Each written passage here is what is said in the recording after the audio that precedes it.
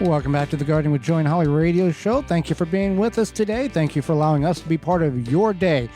Farm Defense, products in which will help your harvesting go easier and make you safer. Yeah, you want to farm and garden in the ultimate comfort.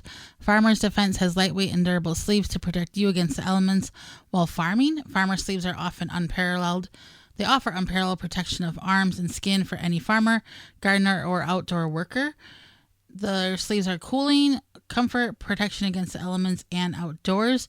You can say goodbye to irritated skin and sunburns in the garden.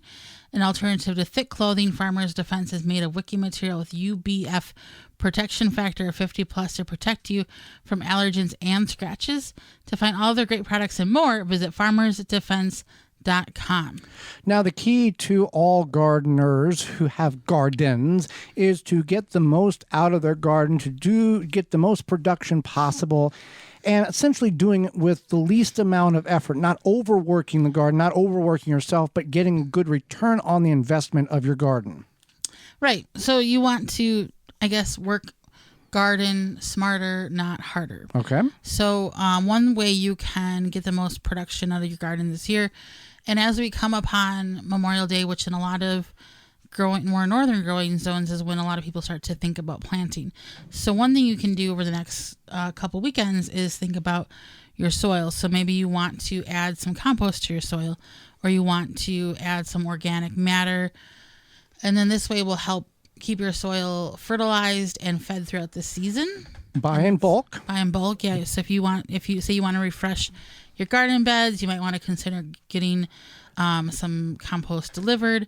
Maybe you are the type of person that uses some sort of animal manure. You want to consider, how you're going to obtain that, where it's coming from, etc. You want to kind of start to prepare now. Blue Ribbon Organics in the Milwaukee area is a great source for bulk material, and you don't have to work it into your garden. You can simply top dress or apply a couple of inches on top of where you're at in your garden. Now, if there are weeds that are exposing themselves out of the ground, then you do want to remove them, because it's just easier and not have to fight them coming through the compost, because some of them will. In doing that, you can, and weeding, that's our next one in order to improve the garden. Whether weeding before adding the compost or weeding throughout the growing season, weeds are much more vigorous and more aggressive than the vegetables and the fruits in which you're trying to grow. Right. So yeah, you want to weed. Another thing about weeding is, as Joy mentioned, they're vigorous, but then also because they are taking up things from the soil, they're taking things from the soil and from your plants.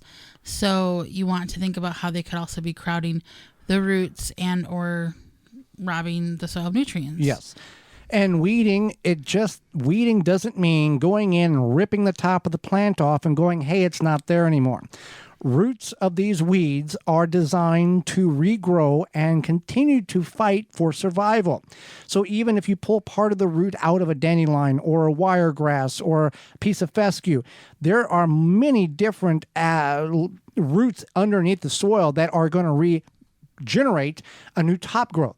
So proper removal of roots can greatly reduce the amount of weeds in which you're going to have. Now, you're going to have blow in, you're going to have drift in, you're going to have birds drop, you're going to have all this stuff additional, but preventing the weeds on your end will greatly reduce it. It also will reduce the weed problems. But one thing you want to keep in mind is that, like I said, weeds are taking from things in the soil, right? But also with watering. So when you water, you are feeding everything in your soil, including the weeds. So when you're watering, you want to water properly. You want to water timely and thoroughly. Yep. So when you're watering, you might think, okay, I'm going to make sure I spray at the root of my plants, and I'm going to do each plant for 4 seconds or whatever. And sometimes that's not enough. You have to think about coming back and rewatering. And then also, especially if in containers, sometimes you might water till it runs out the bottom of the container, and then you want to come back and do that again. And you might have to do that twice a day during the peak parts of summer. You got to recharge the soil. Most of the soil, a lot of times that I have seen in our raised beds, that if you water and you haven't watered for a long time, the soil is hydrophobic. It rejects the water. It causes the water to run away and doesn't absorb, or it will absorb very minimal amount of water. So you think you've watered a lot, you go over and scrape the top half inch off. It's bone dry. So that's why you want to consistently water, whether you use a tree hugger sprinkler, a tree diaper, or a irrigation system from dripworks.com, in order to have that constant moisture in your garden, so you can always have moisture at the roots. And whenever we're talking about weeding, often people will weed by tilling. Again, tilling chops up those roots, and now instead of 7 plants or 7 weeds you have in that area, now you've got 215, because the tines of the tiller have chopped up these particles, and it looks pretty right now, but in 2.5 weeks, it is a football field of grass turf, because all of these weeds have regenerated from root follicles and are covering your garden even more intensely than they were before. Right. And then, so I remember I had a friend who was a religious tiller, and he tilled his garden. His parents tilled their garden, their parents tilled their garden.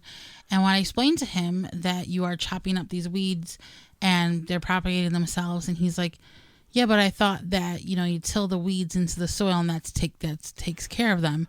And I'm like, yeah, for 10 days. Oh, I mean, basically. there's right.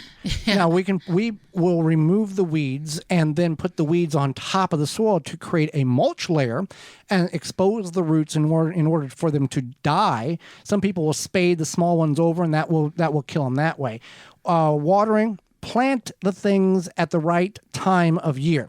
People often want to plant cucumbers very early in the season, and cucumbers require a root temperature of 65 degrees or more consistent in order to develop and grow correctly. People want to throw them in very early and think, oh, I'm going to get cucumbers, and the plants do not like that, and they have difficulty producing the cucumbers that you're wanting. Plant the things at the right time. Tomatoes too early, you're going to fight the cold. You're going to fight the cold soil. You are going to deal with frost or frigid temperatures.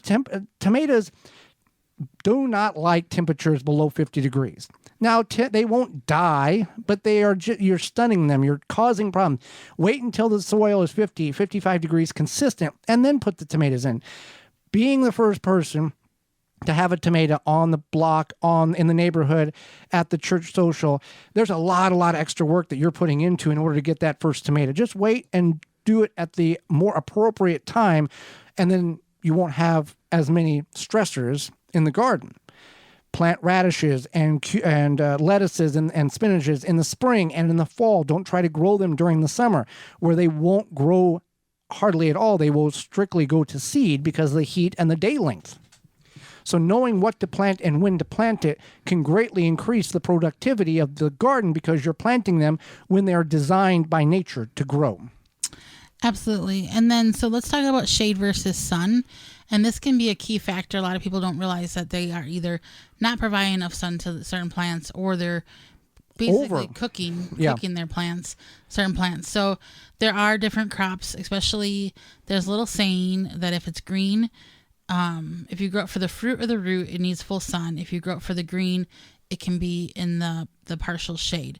So when we're talking about partial shade, we're not talking about that weird back corner of your garden that gets like 1 minute of sunshine when the sun is coming up. We're talking about 4 to 6 hours. Right. As minimum. Opposed to 8 to 12. Right. Minimum 4 to 6 hours of sunlight. And by doing that, the plants are certain plants like that partial shade. Other plants can tolerate partial shade, but those plants that tolerate partial shade, beets, green beans, cherry tomatoes, they are not going to grow as rapidly. They will produce, but not grow as rapidly. That's why people will say, oh, I got partial shade, I'm growing cherry tomatoes, because it doesn't take as much energy to produce the cherries versus the big beefsteaks, the brandywines, mortgage lifters, the purple black crims. So be aware of what you're planting, when you're planting, and where you are planting. Take a little time, do a little research, and figure out, now, if things have always worked the way that, you've always had success doing this for 37 years, and your grandmother's had success for it for 417 years, we'll keep doing it. But for most of us, things don't work the way you want them to if they're not designed to work that way. And that's something that you had to learn. I had to teach you Yes. that we had to feed the soil, not the plants. Because I came from an agricultural background where you fed the soil.